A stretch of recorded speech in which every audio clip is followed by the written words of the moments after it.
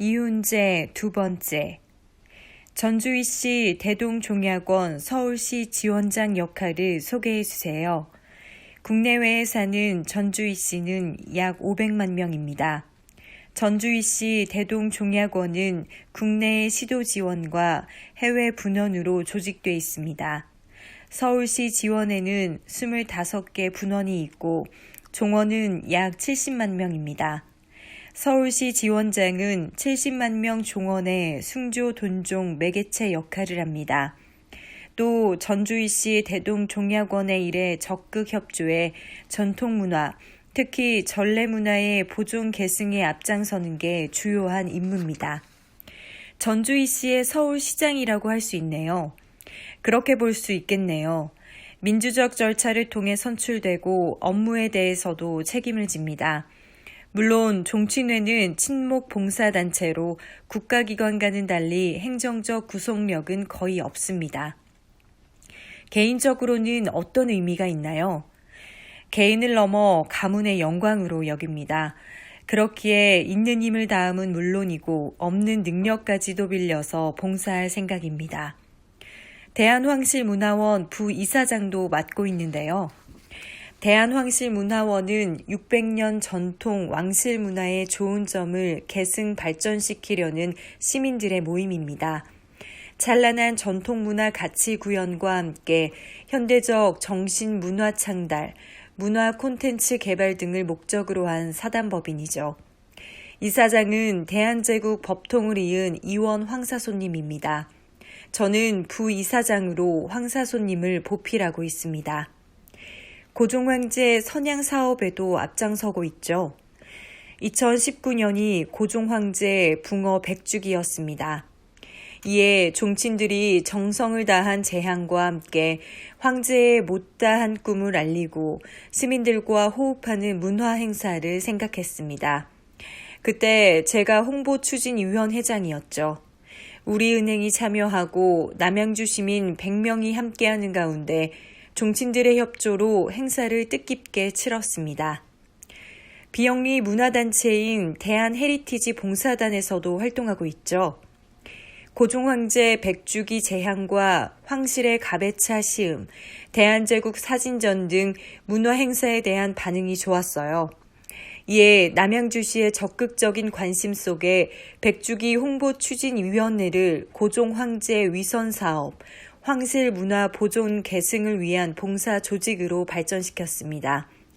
이것이 사단법인 대한헤리티지 봉사단이고 제가 단장을 맡고 있습니다.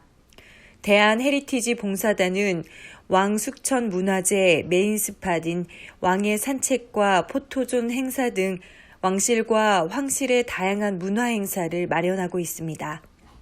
왕실문화 보존과 계승의 핵심 역할을 하는 셈이네요. 전주희씨 대동종약원은 세계문화유산인 종묘대제, 왕릉제양 등 조선 왕실의 국가문형 문화유산을 이어가고 있죠. 대한황실문화원도 대한제국의 황실문화를 연구하는 단체죠. 대한헤리티지 봉사단에는 뜻있는 사람들이 모여 있어요. 저는 새 단체에서 자긍심과 사명감을 갖고 봉사하고 있습니다. 출세했다는 소리도 듣겠어요. 저는 전북 임실 오수의 시골에서 어린 시절을 보냈습니다. 그곳의 일가들은 서울 가서 출세했다며 자랑스러워하고 대우도 해줍니다. 제가 고향에 내려가면 살갑게 대해주고 시향 때 헌관도 시켜주시죠. 고향에서는 언제까지 살았나요? 초등학교 입학 전에 아버지가 돌아가셨어요. 가족은 할머니와 여동생 뿐이었어요. 삶이 궁핍해 중학교 1학년을 자퇴하고 15살 때 서울에 올라왔어요. 식당에 허드렛일, 이가게, 저 상점에서 심부름 등 일을 가리지 않고 했죠. 마음이 많이 아팠겠어요. 학교에 가는 또래들을 보면 많이 부러웠죠. 하지만 부러움도 사치였어요. 몇 푼이라도 벌어야만 할머니와 여동생이 따뜻한 밥을 드실 수 있었기 때문이죠. 사춘기 때 방황하지는 않았나요? 돈이 절실했기에 방황할 시간도 마음의 여유도 없었죠. 열심히 일하는데 공부 갈증이 심했습니다. 하지만 여전히 학교에 다닐 처지는 아니었죠. 현실과 타협한 게 닥치는 대로 책을 읽는 거였죠. 또 기술만이 살 길로 생각해 여러 자격증을 취득했습니다. 이 중에 전기 관련 자격증과 면허증이 삶을 바꾸어 주었습니다. 절박한 상황에서도 제사를 지냈다면서요. 20살 전에는 아주 어려웠죠. 이 무렵에는 여인숙에서 혼자 아버지, 할아버지 제사를 모셨어요. 여인숙에서 빌려준 상에다 막걸리와 시장에서 산 음식 몇 종류를 올리고 절을 했어요. 건설업에 종사했나요? 자격증 덕분에 쏠쏠한 월급을 받은 회사에 취직할 수 있었습니다.